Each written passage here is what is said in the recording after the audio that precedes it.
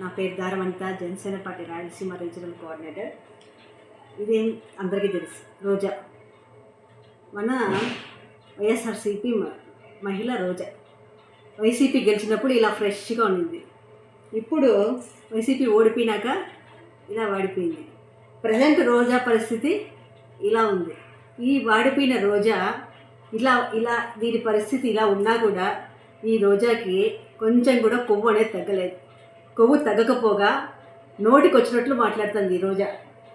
రోజా అంటుంది, తమిళనాడులో Vijay party TVK గెలిచినాక అందరూ పవన్ కళ్యాణ్ గారిని ఇట్లా మాట్లాడుతున్నారు, అట్లా మాట్లాడుతున్నారు, సింహంగా రావాలా అట్లా మాట్లాడు అని అంటాను. సిగ్గుందా రోజా నీకు? 2024లో ప్రజలు మీకు మొహాన ఉంచి 151 ఉండేది 11 తెచ్చినారు.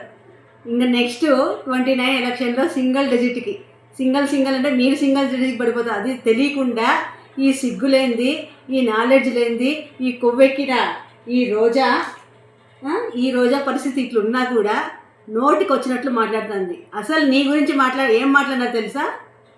టీవీకి పార్టీ గెలిచినాక ఈ రోజా పోయి తమిళనాడులో లెగ్గు పెట్టాక అధికార పార్టీకి ఓటమి వచ్చింది. ఇది ఐరన్ లెగ్ అని చెప్తున్నారు.